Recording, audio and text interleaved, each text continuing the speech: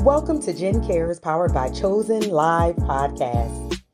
Here we engage in tough talks and meaningful conversations. Each week, we feature a guest that will help us stay in the know. We're a podcast that brings the community to you every Monday at 8 p.m. on Facebook and YouTube. If you're watching on Facebook, be sure to like and follow our page. If you're watching on YouTube, be sure to subscribe so that you never miss a show.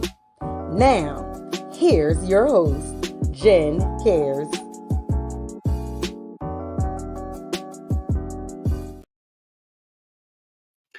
Well, good evening, and welcome to Jen Cares, powered by Chozen Counselors. I am your host, Jen Cares, the founder of Chozen Counselors, a nonprofit organization that seeks to inspire, motivate, empower, and strengthen individuals and families. As always, I want to say thank you so much for tuning in, for watching, for commenting, and coming back again. I do appreciate each and every one of you. Friends, I hope you enjoyed last week where we talked about look back, because our theme for this month is attitude of gratitude. And last week was amazing. I'm still getting good feedback where you guys enjoyed Ramona sharing her story of how she went through some fires, but she came through, and we look back with the attitude of gratitude that she has survived and persevered in spite of. All right. So tonight we're going to keep it going. Tonight's theme is love learning. And I'm so excited for our guests. I was on a trip in Phoenix and randomly saw him. It was a shirt that kind of stood out, and we got to connect. And I'm so grateful to have him as a guest tonight. And I won't hold you any longer. We're going to get right into it. So help me welcome John Bosworth of Love Learning Music tonight, as our theme is love learning. Woo! Yeah, I'm celebrating you. I love the intro. Oh, thank you. And I love this show. Yeah, thank you so much for having me on. Yes, thank you so much for accepting. We're excited. Francie also has his Love Learning Music shirt on. I'm trying to petition to get like a sweatshirt. Yes. Especially since we have snow today. Yes. We have been dreaming about rolling out a merch line in order to really to sustain the operation of the nonprofit. So I would love to have some feedback. We have not developed a sweatshirt yet. So let me know what you're looking for, because we want things to be, comfortable. That's the comment that we always get from the t-shirts. Everybody loves the t-shirts. They're like, oh, this is nice. I sleep in mine. And but we also want the branding. That's the whole thing. We want people to know that this organization is here. We're growing. We're in 4 states now internationally with our we want to let everybody know this is a good thing. And we love learning. So yeah, I love it. So I'm going to start with our quote of the day first, and then we're going to get into all that Love Learning Music is doing. Our quote of the day is, it's what you learn after you know it all that counts. Again, it's what you learn after you know it all that counts. What's your thoughts on that? To me, that speaks about how hindsight is 2020. We work with children. I like to say hindsight's 50-50, just to keep them on their toes and joke. But so it really, as human beings, we don't know things. We don't really know until we experience it. And so it's after you have experiences that you can look back, reflect, and truly know things. And so that's kind of the deeper meaning that I was feeling from this quote when you sent it to me. And also, obviously we can't really know everything. So being in a position of being like, okay, I know it. That's the case with teenagers. We see it all the time.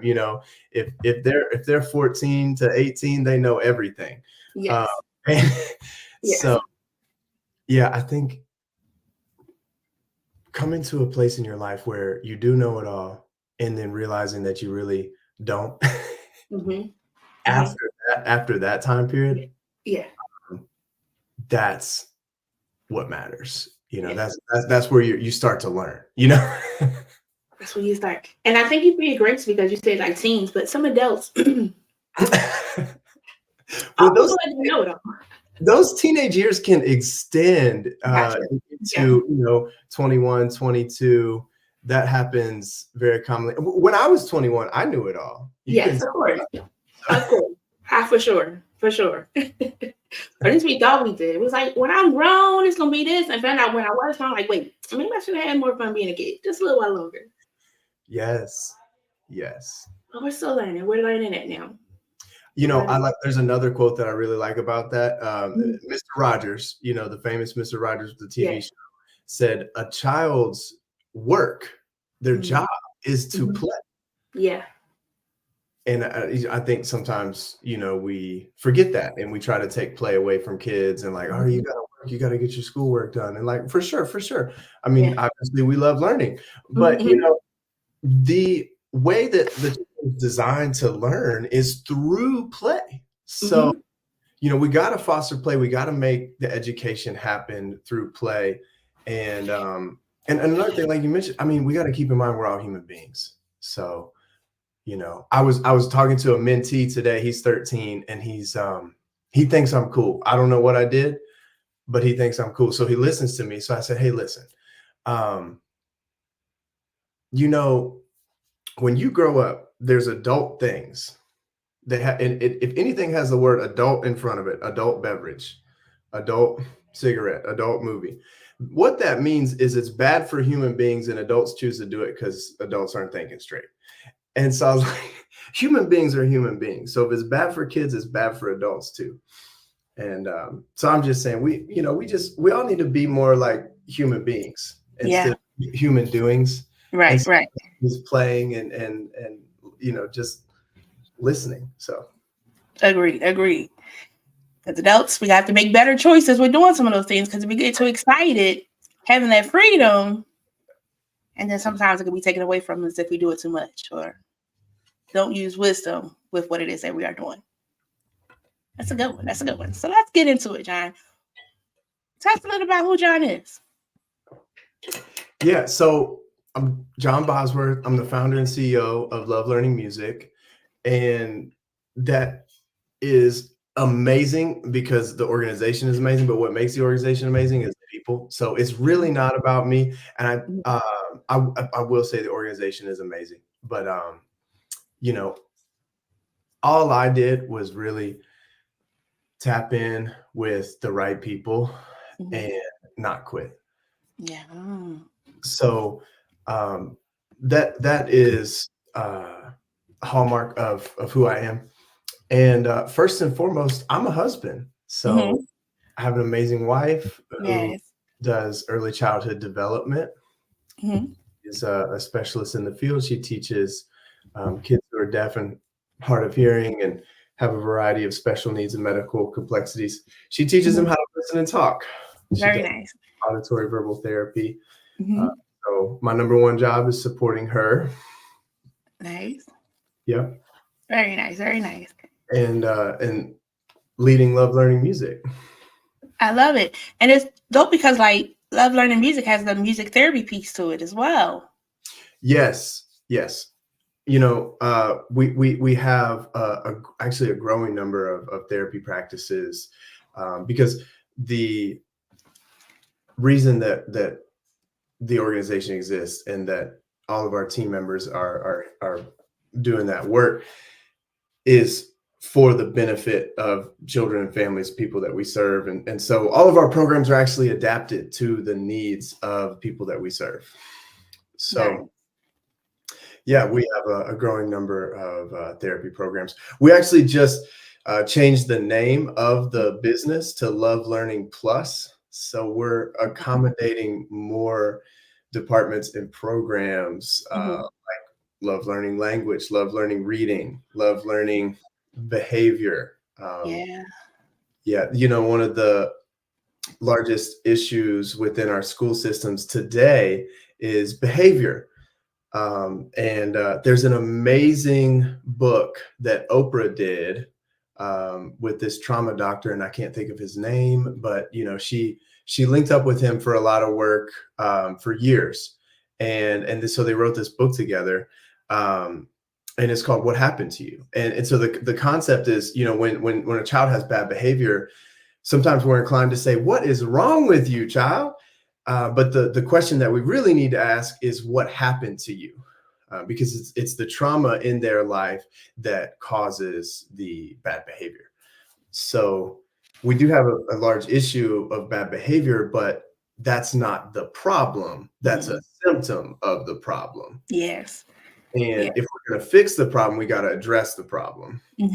That's why we're focused on providing trauma-informed care, specifically serving children who have suffered trauma and providing various forms of therapy like ABA. We have a board-certified behavior analyst on our team providing oversight. We have a growing number of registered behavior technicians to help with sort of things. So yeah, we're expanding in the therapy world, because everybody needs therapy in a way, you know what I'm saying? Everybody needs therapy. That is music to my ears because over here at Gen Cares, we work to normalize the importance of addressing our mental health because we'll say we're okay. And sometimes we're not really okay. And it's okay to not be okay, but let's address why we're not okay. So what happened to you? I like that too, of find out what's going on to make you feel this way. What triggered or what was the domino effect that now has us where we are today. Yeah. And that's really a big part of the story and how we ended up with Love Learning Plus now. Because what had happened to me was depression, anxiety, suicidal thoughts. When I was a teenager, it was kind of tough. And it is for every teenager. I mean, we're discovering things about the world like never before, across all topics, and everything is opening up within the mind of the child, but still a child, and maybe grown and maybe know it all, but still a child. And it's such a fragile time, that 14 to 18 range. But that's part of how we got here today. I'd survived an accidental overdose, and I realized there's a purpose to life. Yeah. And when I went to find it, I realized that I had too many people trying to tell me what to do. And it was just noise all over. And it's so hard to discern what to do, first of all, as a young person, but even for adults, it's so hard to tell what to do when you've got a lot of conflicting, thoughts and voices and people telling you what to do. Clarity, peace and clarity. I think the older I get, the more I just want peace and clarity. And I am intentionally going to get it because it's so hard to have peace and clarity, at least in America. Yeah. And so when I had survived this almost suicide, I went to find peace and clarity and figure out what is the purpose to life. And I ended up in this little church out in the country. There was no one there, but the door was unlocked. So I let myself in. Beautiful. Church buildings are beautiful, got stained glass and everything. But I didn't believe in God at the time. I was like, God's not real. If God was real, why would I have such a hard time with my mental health? That doesn't make sense for God to leave me like this. And but it was a peaceful place and I needed peace. So I sat down in the church and I thought, oh man, I ought to really share my sins out loud and say like all the things I'm sorry for. So I had confession in church by myself. Didn't believe in God. I'm like, God, if you're real, I'm sorry. And Jen, I listed it all out. It took like an hour and a half. I swear to you. And but I was on a mission to find the purpose to life. And so I say that because simply stating the things that I was sorry for literally lifted a weight off my chest. Like I could breathe better, to feel peace in my life. And like I said, these are things that are very important to us. We need to be able to breathe. So in that moment, I thought, okay, I need to pray. God, if you're real. And I encourage everybody, at some point in your life to pray, God, if you're real, because you'd be surprised what happens after that.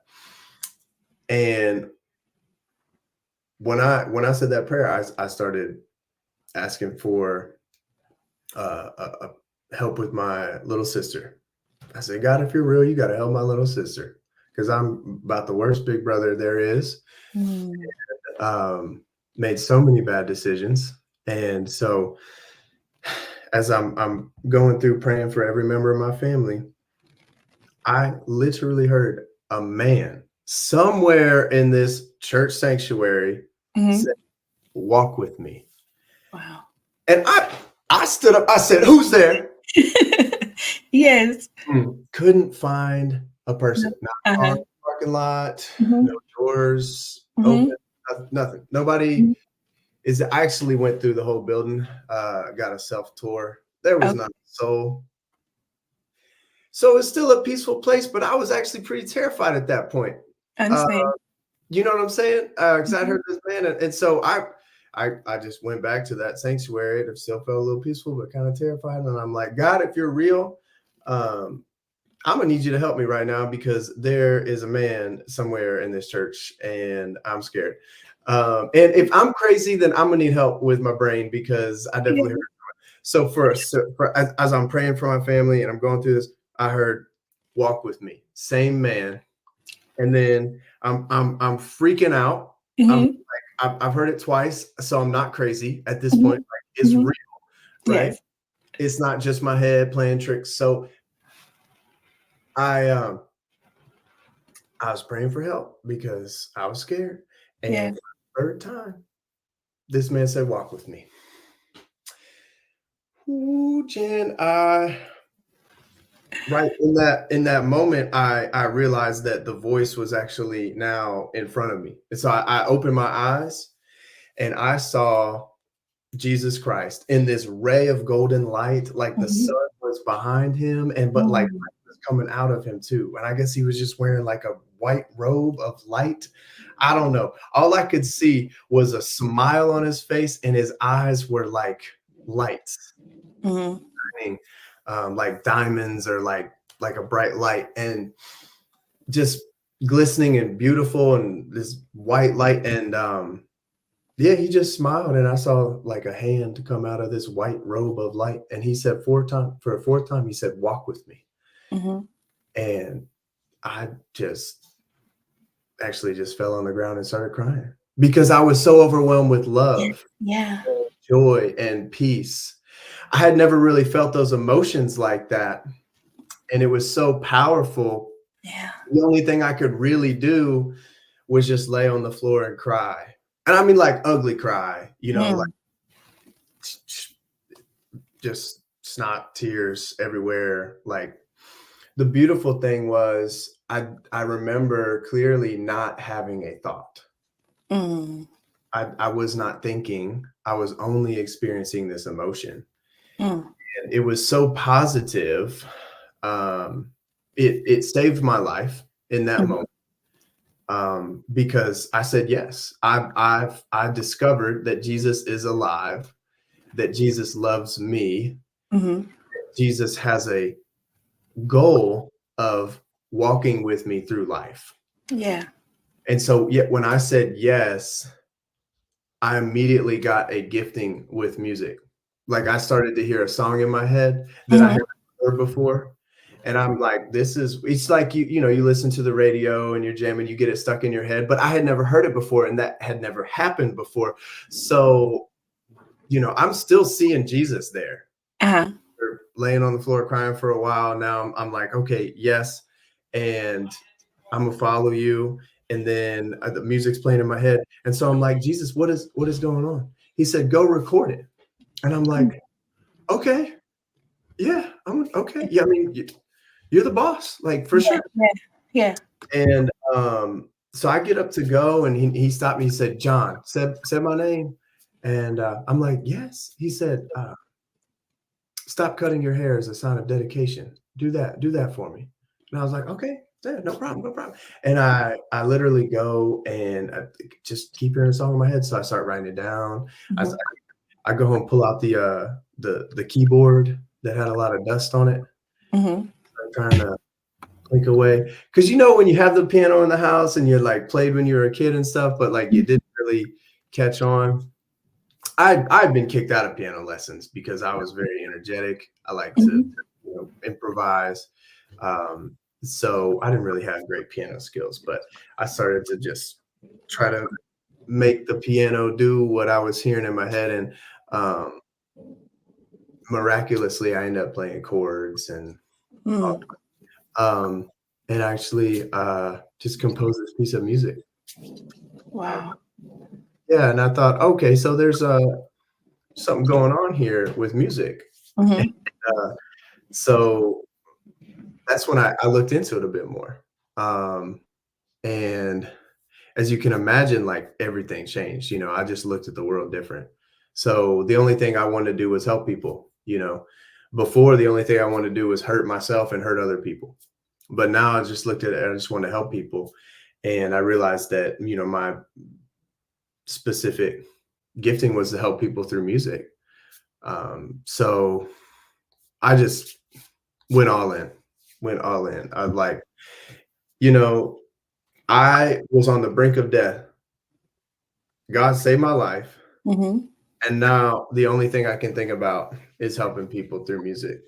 So I started studying music. I went to college I was like, all right, I'm gonna do music in college, but I actually studied audio engineering, Okay. music recording, music business, and nonprofit management. I always tell young people you only get to go to college once, unless you're really smart, then you can go twice. Mm-hmm. Or you're really dumb and you get a bunch of bills. I mean, it Yeah. depends. That's a joke. But college is great. Although for some trades, no, don't go to college. Absolutely. It's a racket. Yeah. um, but yeah, so in studying all that, and actually in my education career, I ended up doing a thesis on the benefit of music to the development of humans. Mm-hmm. Little music's the best thing for the development of children. Yeah. And the second best thing is physical activity. So that's why I'm like, all of our kids need to do music and they need to play. Yeah. They need safe places. Like we have some kids on our music therapy caseload, and they've undergone the worst trauma you could even imagine. And thankfully, they have been rescued. They are adopted by sweet, sweet parents who've been able to help their adoption process and raise money for that, because adoption is expensive. It is. But we've been able to donate them a keyboard, a piano, and an electronic drum set. Very And nice. they got them in different corners in their house, and they named them their safe zones. They'll go and put their headphones on and start singing and dancing, and that's their music. They're expressing their emotions. Mm-hmm. They have a safe zone to let their energy out, to let their emotions out. And I think we can recognize that this is valuable. Yes. But commonly I see a lack of understanding in how valuable. Mm-hmm. You know what I'm saying? Yeah. It's like, oh, that's nice. That's nice. Mm-hmm. I'm like, oh, it's not just nice. It's everything. If you skip the first step, everything else that you try to do is going to be off. It's not going to work. Yeah. And that first step, it's got to be that spiritual health, that relationship with, I believe, that relationship with Jesus, and your emotional health. From there, kids can flourish, adults can flourish, and that's the goal. So that's how the Love Learning organization kind of came about. Mm-hmm. Just following God and this passion for helping people, and also I've just experienced so many different families with extreme needs, special needs, traumatic situations, low income, immigrants, refugees, and being in these volunteer positions, I feel so much compassion. I literally cry for people, and realize that there's something that everyone can do to help someone else. Mm-hmm. And you're probably not going to be like the lifesaver for them. You're not going to be like the knight in shining armor. But what you do to help someone has a bigger impact than you will ever know. So that's part of the love learning heart, Mm-hmm. is to help people and to do it in a way that they need. So I hope that provides some insight into the heart of love learning. It did. It did. As Corda said, very powerful. Very, very powerful testimony. And how ironic for a church to be open, you know, I, the doors to be open and available for you to go in, and just mhm, that whole experience. It's funny, interesting. Last week, I guess was sharing how she kind of was like on a basement floor, crying out, having the same experience of finding God for herself and things. And everybody has a different, way to get there. But mhm, the first step is just saying, God, if you're real. right. Show some sign. And then us being opening to the way that he is showing that sign of saying, walk with me, like, wait a minute, your nice tour of the church. And how nobody was there to interrupt your process, to give Mhm, you off track, to kind of take you back.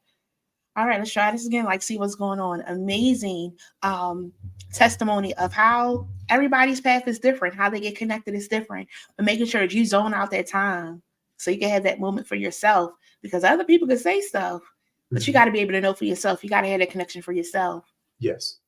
Very good. Yes. Yes. Yes. Belinda said, yes, our purpose is to serve. That's good too. And how you said, like, the music came, the song wouldn't leave you.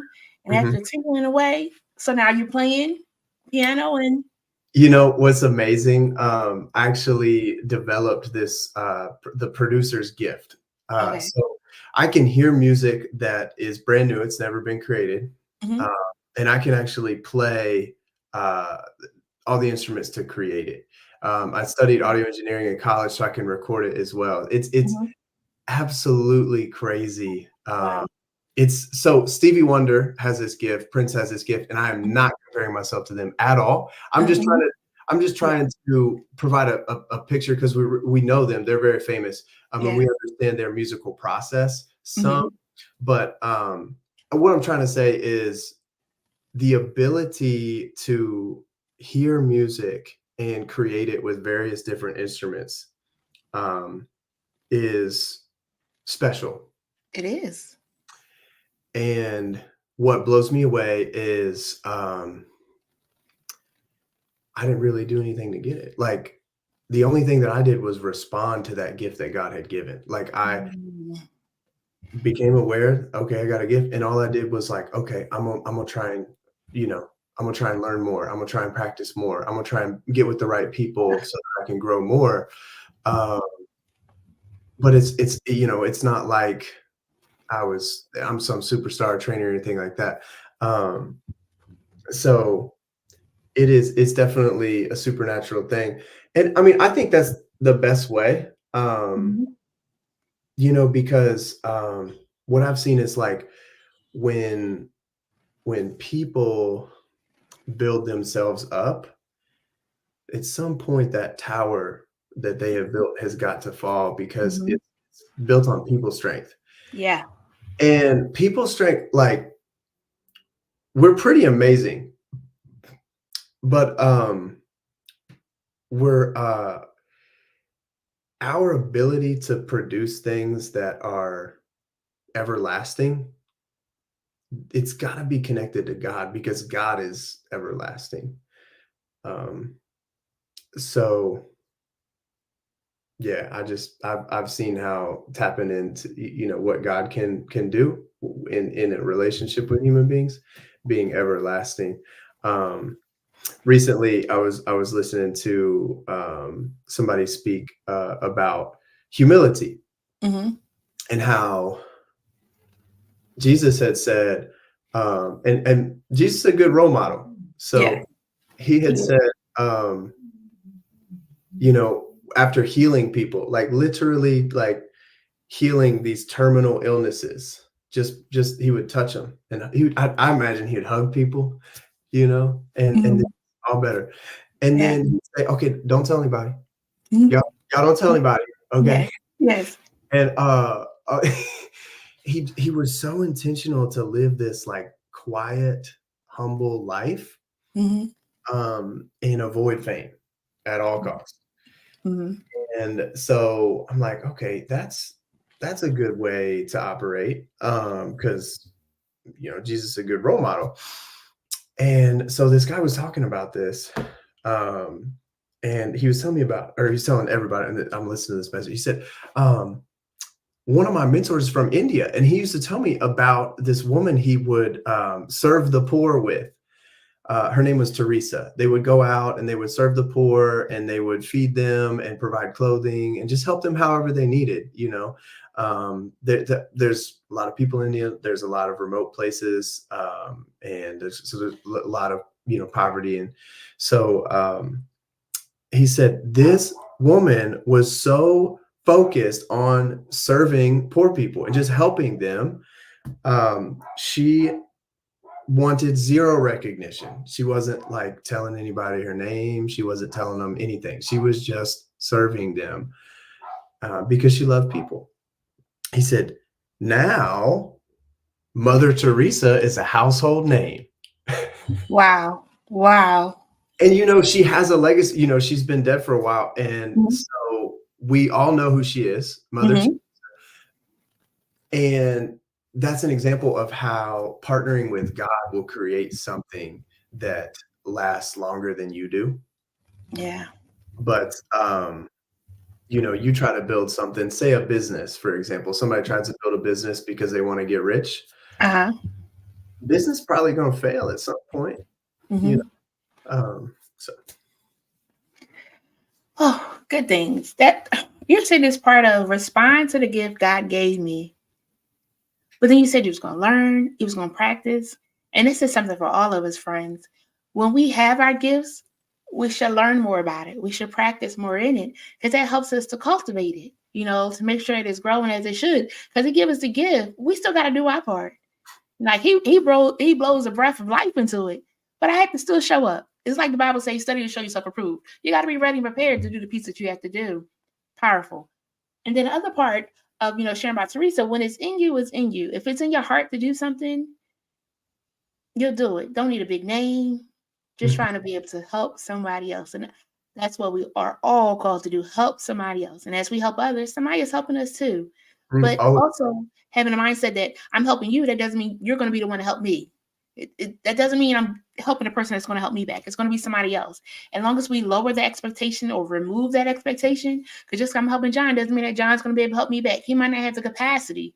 It could have been a one-way street, but somebody else is bringing me the stream of what I need. But again, if it's in you to do it, it's in you to do it. Very good. Very good. I'll be taking my little notes. Sorry, be noting down. Was that responded to the gift God gave me? That was that was a big one. Um, Another part that you said about the music, it's funny listening to children because they'll know songs and they're like, that song good, you better know your schoolwork. And it reminds me of Gracie's Corner. Gracie Corner has some hits over there. yes. And that's the songs that you don't want to, the children to learn if you're Mhm. trying to help them to learn different things. Because some of these songs they probably shouldn't be singing anyway. But They don't Gracie, even know. Yeah, they don't fully understand what the lyrics mean and some of the popular music. And I'm it's still just learning some of what they meant. I was Oh, like, yeah, me oh, too. Yeah, me too. Yeah, I'm like, oh man, I used to rap that whole song, and I'm like, I don't want to rap that anymore. It's not, Well, and so another thing, like, I don't believe that men should put down women. I think that mhm, men should like really honor women. mhm. Like, men are born from women. Like, we Yeah, can't exist. Like, right. also, like, you know, men can't even tie their shoes without women. Like, look at all the shoes that don't have laces anymore. The Hey Dudes, they're popular Yeah, Crocs. You know what I'm yeah. Mhm, mhm. saying? Right. So anyway, yeah, it's important for kids to have positive music. Yeah. even us as adults, we could put on a song, and if we're feeling down, they could keep us there. But if we put on an uplifting song, I have like my different playlists. You got a cleaning playlist that's gonna keep you going. You got an exercise playlist that's gonna keep you motivated. I have a playlist that's called "Be Encouraged." If I'm feeling down or feeling like it ain't working out how it should, a song will come on saying things will work out for the good of them who love the Lord. All right, I'm encouraged. Then you got where you want to be a little like party and things of that sort. But for those different moods, you have to know which one is appropriate at the right times. I mean, we also have to know like what is a mood. Mm-hmm. A mood is not a vibe. Like yes, a lot of times. So there are statistics that show from 0 to 18, every child in America will develop at least one traumatic experience in their life. Mm-hmm. And we know that like that is moderate. Most of us are developing like 5 traumatic events at least in our life. You know what I'm saying? Mm-hmm. When we're children, like stuff happens, and we don't know. When we're kids, we don't know how to react to what happened. We don't even understand it. Mm-hmm. And so it causes a traumatic event. But what that does in the neuroscience is traumatic events can cause stunting of development or even stopping development. So for example, there's a kid who is on our caseload for music therapy.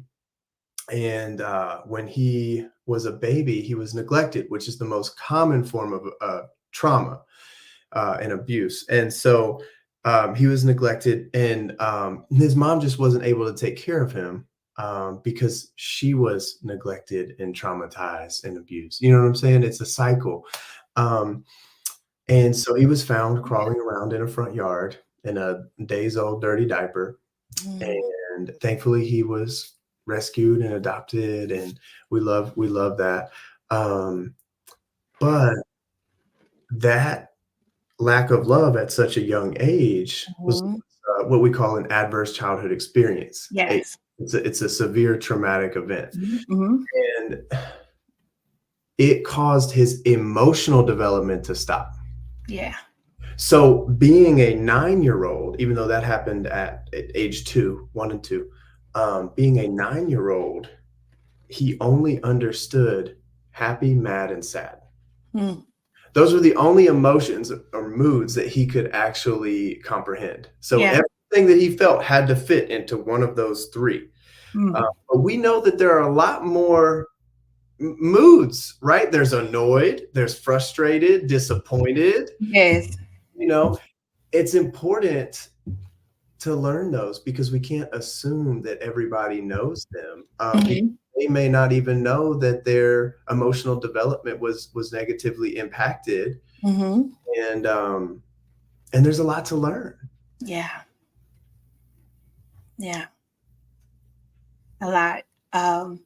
I do check-ins with my staff, and I'll say, "Hey, how are you feeling today?" And they'll be like, "Good." I was like, "Oh, that's not a feeling." And I try to just concentrate on a little bit, because if you're aware of what you're feeling, because know how your day is going to go. And if you're having a bad day, sometimes you want to take that PTO. Let somebody else do the work for that day. It's really important for us to know our feelings, because that helps us to respond to others. If I'm feeling irritated and agitated, I probably shouldn't be around people where I have to interact with them, because somebody's going to do something I might blow off. And we don't want that to happen, because you can't put back together an egg that's cracked. You have to cook it, you have to fry it, you have to grill it, whatever it is you're going to do, because it's no longer able to go back into that shell. So it's being mindful of what our feelings are.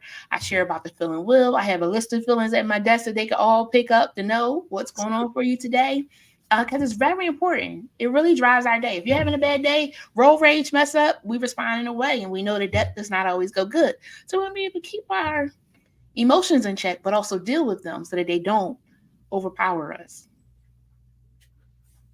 So, yeah, I love, my wife always says this. She said, emotions are like kids. Okay. You gotta buckle them in the back seat so you can talk with them. Do not let them in the driver's seat to drive your car. Yes. And don't stuff them in the trunk. Yes. Okay.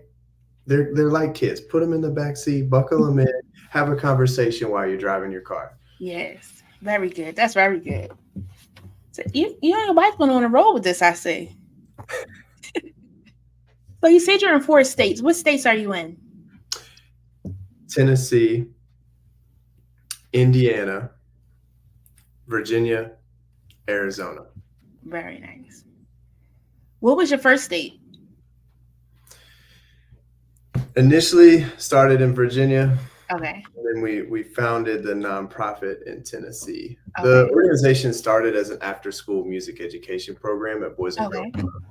So we partner with Boys and Girls Clubs, like a handful of volunteers and um, people helping to found the organization. Thank God for that. And yeah, um, and me volunteering, working with kids as much as possible. And it's expanded from there. Very nice. Very nice. And to be in 4 states, who would have thought, right? You thought you was doing something in Virginia, establishing something greater in Tennessee, and now Indiana, Arizona, pretty nice. Yeah, it's such a good feeling. It's encouraging, it's uplifting. Mm-hmm. Just so amazing to see what can happen really through perseverance. Mm-hmm. So, I would say, like, I do a lot of different things, being the leader of the organization, being the CEO. Like, I'm a jack of all trades, Mm-hmm. but I'm not really good at any one thing. Mm-hmm. Just doing a lot of different things. Mm-hmm. So it just blows me away to see amazing people have a space to do what they love to do in serving people. Pretty awesome. Pretty awesome. What would you say is your greatest accomplishment to date? Yeah, I think that is, or a highlight one, because I'm sure you have a gazillion. One being in 4 different states, amazing. What's something that kind of one of the things that definitely brings a smile to your face when you think of it? Love learning music. okay. Yeah, those are two different questions in my mind, because the greatest accomplishment would be persevering, Mm-hmm. because operating a nonprofit is extremely difficult, as you know. Yeah. And the governmental cultural system that we've developed does promote a lot of generosity, although the application thereof with generosity is not well founded or utilized. So, for example, we may provide a specialized therapy education program for a school system, and then the school may pay for that program from a grant that they've received from the federal government at the end of the semester, after we've already paid for all the resources, all the staff members, the therapists, educators, and everything to make it happen. So that works if you're, fixing someone's plumbing and send them a bill and they send you a check next week. Yeah.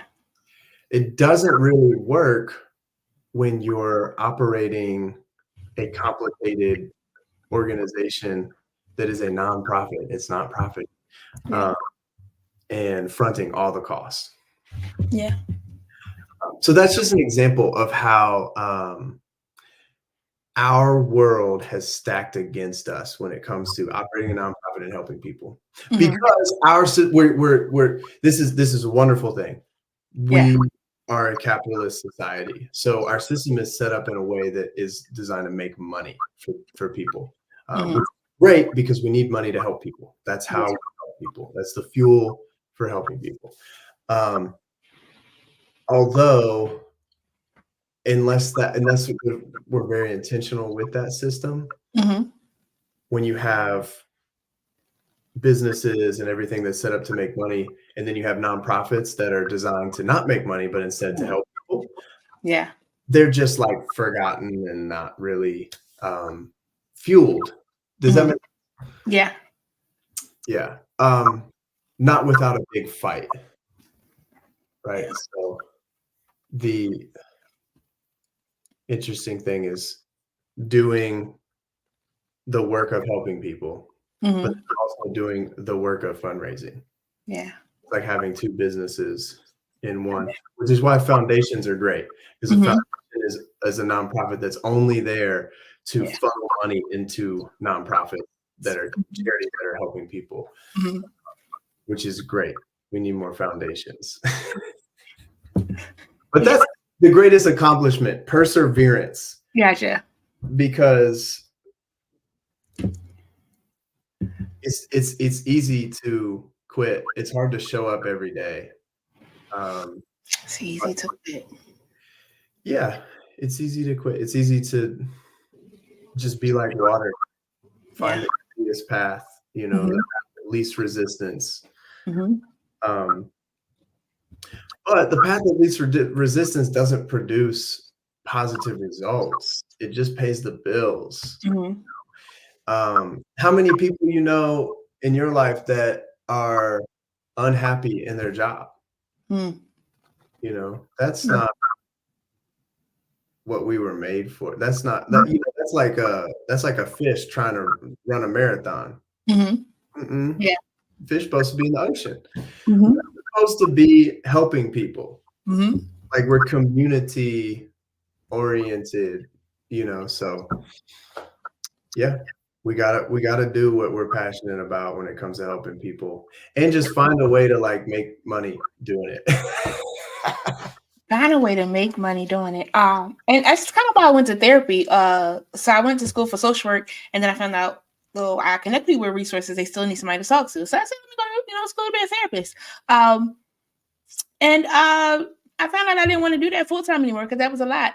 I kind of do it when I feel like it type situation, but the knowledge that you need to be able to fund the different things that you want to do and to be able to connect people with the resources that they need was the benefit of me doing all those different things. But definitely always working to fund what it is that I'm doing. So again, make sure I'm normalizing the importance of someone addressing mental health, because it's not something that people do enough because they feel like they don't have to talk.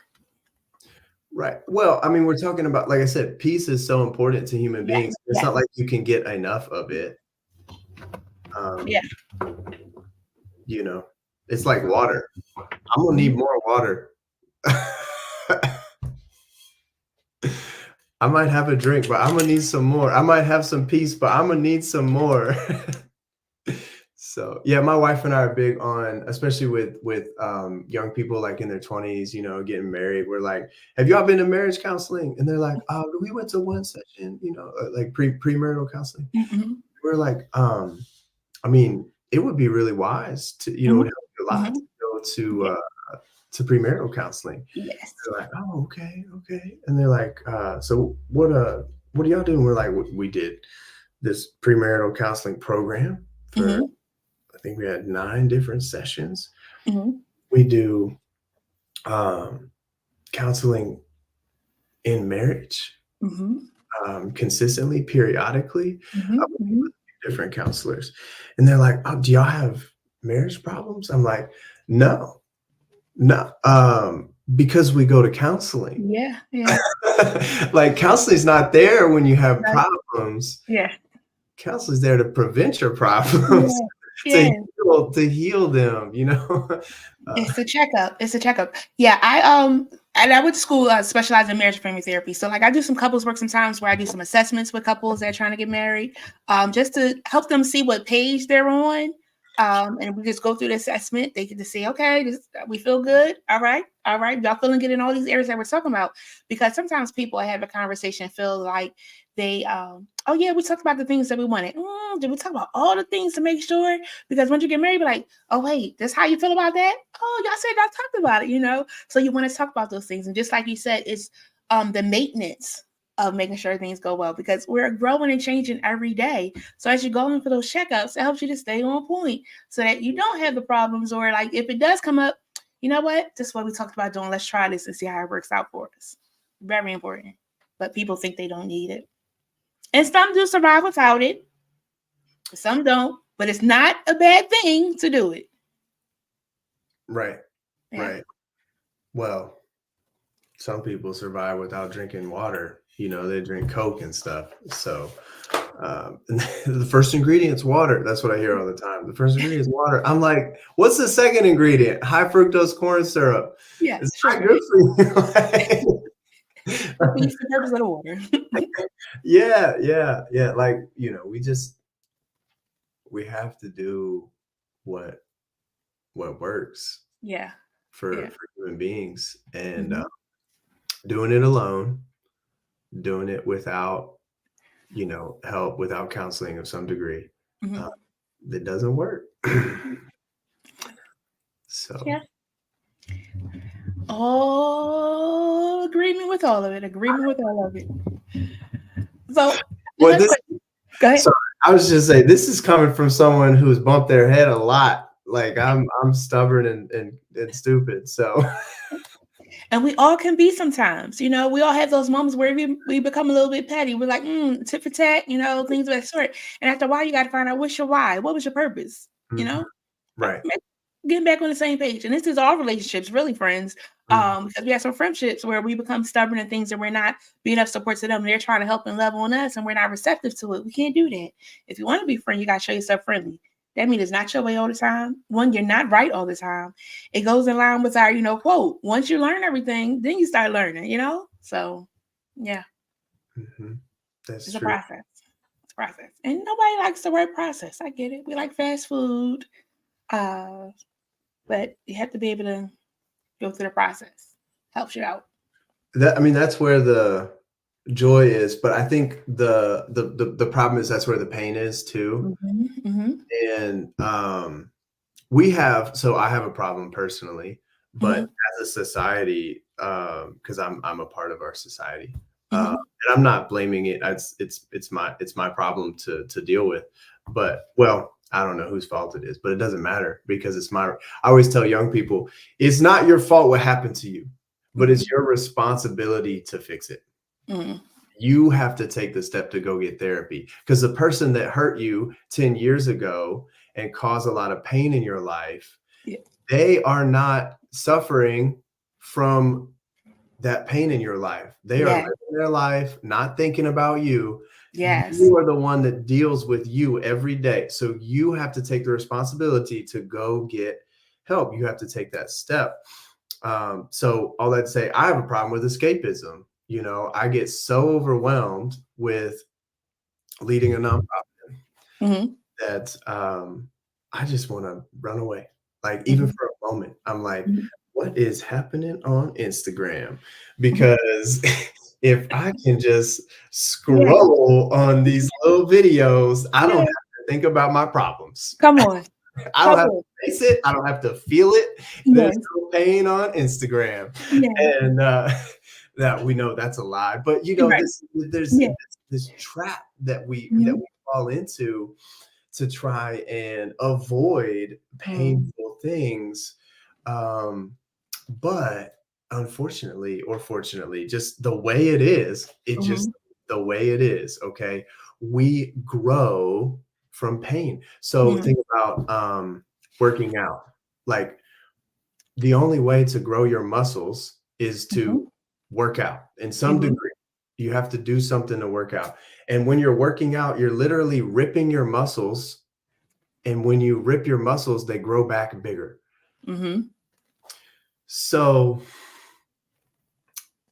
that's the same thing in every aspect of life. In order to grow and get better, we have to go through pain. But this stuff that it's uncomfortable. Okay, I get it. It's uncomfortable. And another part of that concept is that there is no love without sacrifice. And so it's like, I love you. Oh, can you come pick me up? I need a ride. No. I'm like, see, that's not love, because love would sacrifice your situation to go up your friend. Yeah. But we don't, that's uncomfortable. We don't want to talk about that. We just want to look at Instagram. Mm. You find some great stories over there. I understand. Between that and TikTok, you will Oh, find something new. it's the same thing, the short form media, Yes. and it's so bad. It is because then you find other people's problems, and people have comments about their problems, and it's like, I need to mind my business. I got my own stuff to work on. But let me see these comments because they had you tickled and things of that sort. And before you know it, I had a set timer, so I can only be on Facebook for so much in a day, Instagram for so much in a day, and I'd be so upset when it'd be something okay, 15-minute warning. What you mean I met my quota? But you have to do that because if not, you get lost over there. Yeah. I just cut it out. Like my outlook for this year, personally, is to be consistent and to embrace pain, because pain and suffering and sacrifice is where love and joy are. Yeah. Because everything exists in a dichotomy. So you can have love and sacrifice in the same space. And what I'm trying to say is, like, you can't separate them. Like they always exist in the same space, because love means you sacrifice something for someone. That's the unpleasant definition of love. But it's the same thing with pain and joy. Like, you can have pain and joy in the same place. You just have to embrace it, because that's the way it is. So yeah, that's my goal for this year. Just embrace the pain. The thing that is hard, I think, for human beings that struggle with escapism, is feeling your feelings. Because if I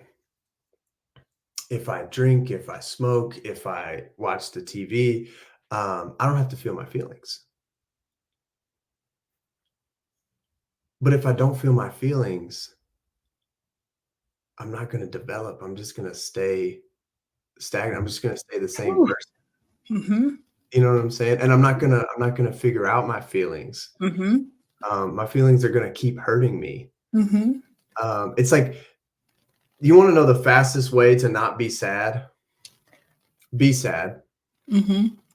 Because the sooner you embrace that sadness and just feel it, the sooner you can move on. I love me some sad songs. I'm a happy person, but some people are like, why do you write such sad music? Or like, why do you listen to sad? Why are you so sad like that? I'm like, because it meets a need in my life. Yeah. That I can only have through music. Like, I need to embrace that sadness, and music allows me to do that. So yeah, we have to embrace our emotions and our pain in order to move on. But look what happens, right? So that's like, all back to your question about like greatest accomplishment. Like, we have an amazing nonprofit organization, where, and to answer your question about like what brings me the most joy, we're serving over 1,000 kids a year now. Yeah, I'm awesome. like, what? And the thing that really makes me happy is it's not just numbers. The kids are names. They are stories. They are precious people that are having these quality interactions with mentors who care about them and walk with them through life in their music classes and lessons and their music therapy, and just in the mentorship sessions. And so it's not just 1,000 kids every year. It's relationships built, it's discoveries made, it's feelings felt, it's taught, things that are changing, that shaping the entirety of their life. Yeah. They're developing. I'm seeing kids spend, now we've been around for 7 years as a nonprofit. I'm seeing kids, spend years in our programs, and they develop into like these little world changers that are doing things to help people in their community, and they're developing their passions. So they they're finding ways to creatively help people. and they're just multiplying. Like we help them, they go help more kids. That's what makes me happy. That's the positive impact of, Yes. of what we do. And That's part. it's all because of pain and perseverance by a unified team of people, our staff, our volunteers, our donors that really care about these kids. But they're making sacrifices, their pain and perseverance to show up every day is what is producing that joy and love within the young people. And that's the best part, because after you learn and it works out for you, you want to tell somebody else, you know? It's like, oh, did you know? So it's a hack. It's a girl hack. But sometimes ladies wear pantyhose, right? And our pantyhose, depending on your laziness, or is like there's a swish. I know, friends. Yes, I went left a little bit. But someone told me, like, you put them inside out, you won't hear the swish. I was like, oh my gosh. So like every time I hear somebody be like, if you put your pantyhose inside out, you won't hear that. She's like, good to know. Oh, I can't do it today because I got on this get up. I know, sis, but next time, you work it. But again, once you know something, you're so excited to give it to somebody else because it helps them to keep on going. So I love that the children are able to now be educators in their peer groups, and even to their parents, being able to share those different things. You're just excited to share. It's very nice. Very nice. So music therapy, can you share with the summation of it? What does it really look like? If a child was to come into your program, what would that be? Yeah, and music therapy is, it's a growing field. So it's an allied health profession, just like physical therapy, occupational therapy. So it's fitting in with all the different forms of therapy that we have. But the best way to understand music therapy is it's using music to achieve non-musical goals. So music therapists are really fascinating people to me because I'm not a music therapist, but I get to work with music therapists. And it's kind of like you, Jen, like multiple therapy, counseling, social work degrees all in one. There's a lot of education and training, a lot of different,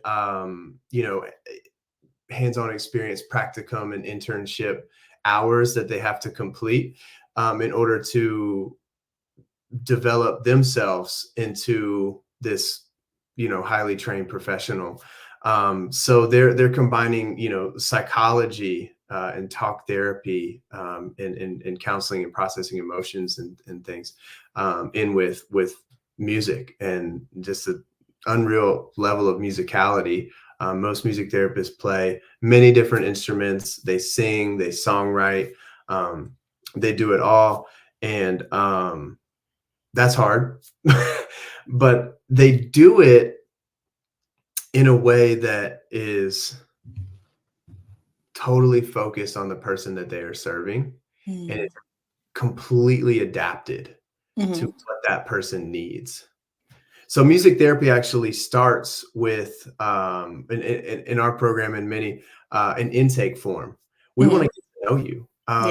We're asking questions like, what do you love? What do what's difficult in your life?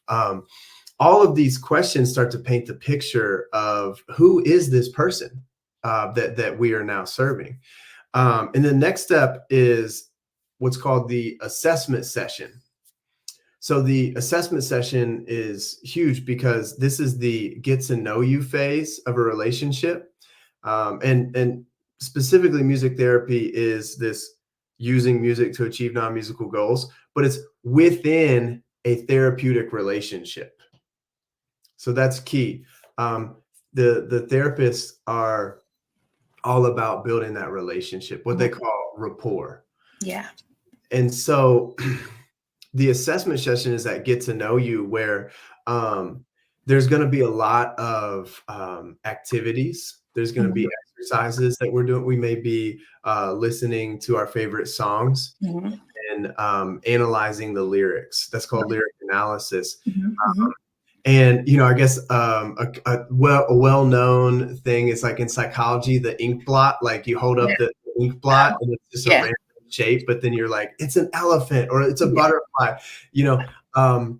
So it's kind of like that, but less obscure, more concrete and easy to understand, because it's song lyrics. So when people share about, why this is their favorite song and what those lyrics mean to them and what connection it has to a story in their life and what memory they have, what nostalgia they feel and things like that. It's really insightful into who is this person and how does their brain work and how, what makes them tick. So the assessment session is incredible because music therapists can do these different activities involving music with people and then observe and discover all about a person. It's kind of like if you've ever been to a spine doctors will watch you walk and then tell you everything. They're like, you fell out of a tree when you were 5, didn't you? And I'm like, what? How'd you know? I just walked across the room. Kind of like that. So that's what they do in the assessment session. And then from there, they actually craft a therapy program on the assessment session. So they establish goals. What do we need to accomplish here?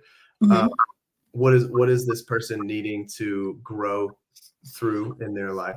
And then they establish a treatment plan, a therapy treatment plan based on those goals. Very nice. Yeah, and then the best way is music therapy once a week. Meeting once a week to do music therapy in a clinical hour. It's literally life-changing. Very nice. And of course it's therapeutic, it's soothing, it's healing, it's fun. And there's a lot of fun. There's a lot of education elements, where people are getting to learn more about music in the process, because music is what we're using to kind of figure out you. Yeah. So it's really cool. So, question: do you have to be in Tennessee, Indiana, Virginia, or Arizona to receive your services at this time? No. So we have therapists in our network across the country, and we have some that serve online. Okay. Yeah. So we have therapy clients that are in remote places and they need to meet on Zoom. Because it's relatively easy to get some kind of internet in America.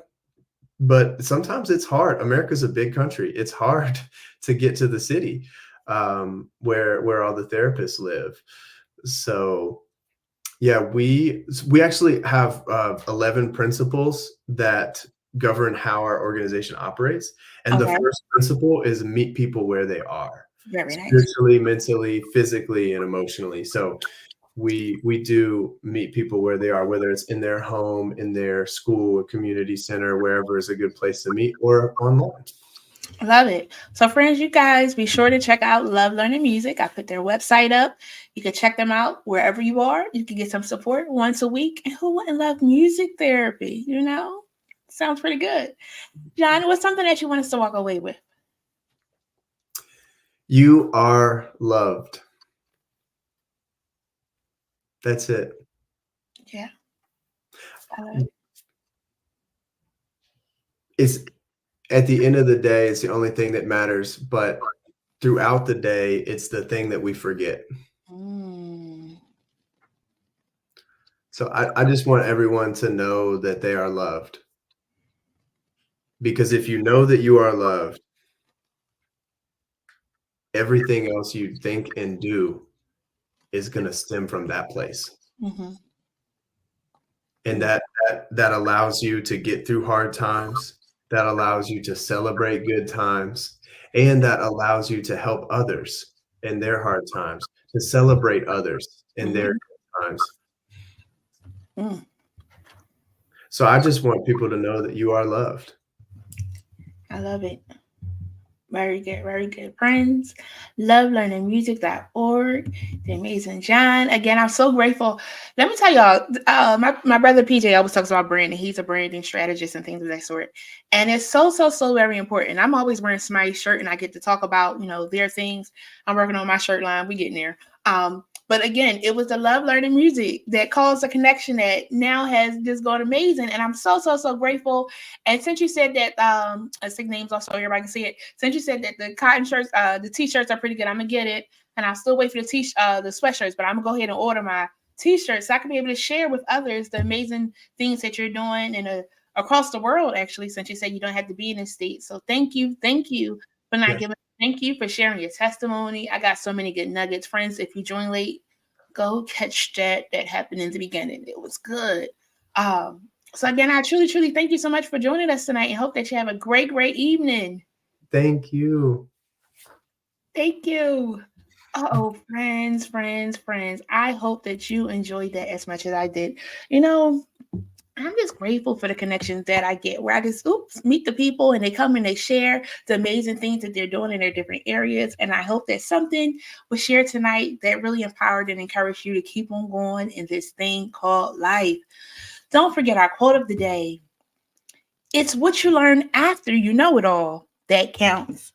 Again, it's what you learn after you know it all that counts. Friends, we will never know it all. So we want to keep on learning even when we thought that we have learned it all. Be sure to join us next week as we will have Rachel Wilson for Knowing Your Limits. It's going to be good. Rachel is also a ball of sunshine. I'm so excited to have her as we continue on in this attitude of gratitude and knowing your limits.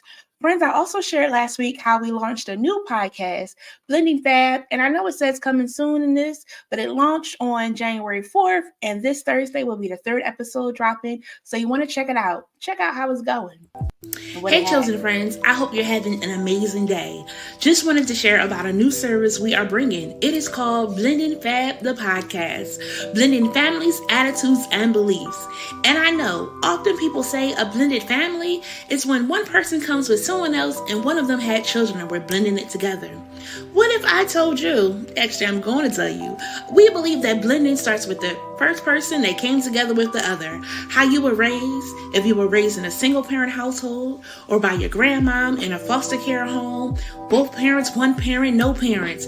That is a blend like none other. So blending your families, your attitudes, and beliefs is a process. And we have a new podcast coming soon that talks about that process and more. We talk about all things relationships and we have a good time. So be sure to tune in as Blending Fab Podcast is coming soon. Hey,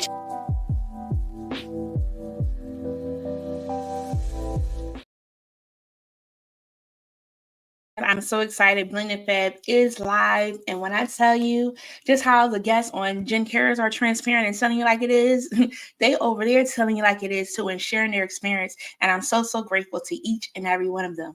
I'm also grateful to you. So I thank you again so much for joining us. May you have an amazing weekend. If it's snowing where you are, be careful out there in those streets.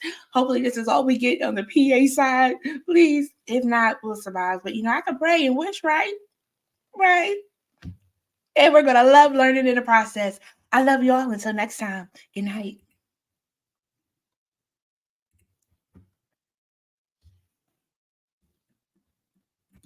Friends, we thank you for joining Jen Cares this week. Be sure to follow us on Facebook, Instagram, and subscribe to our YouTube channel. Unable to watch us live?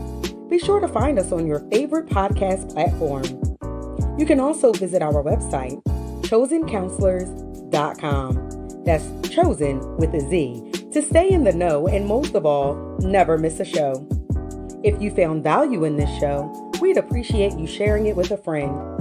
Most of all, be sure to tune in for our next episode as we specialize in bringing the community to you.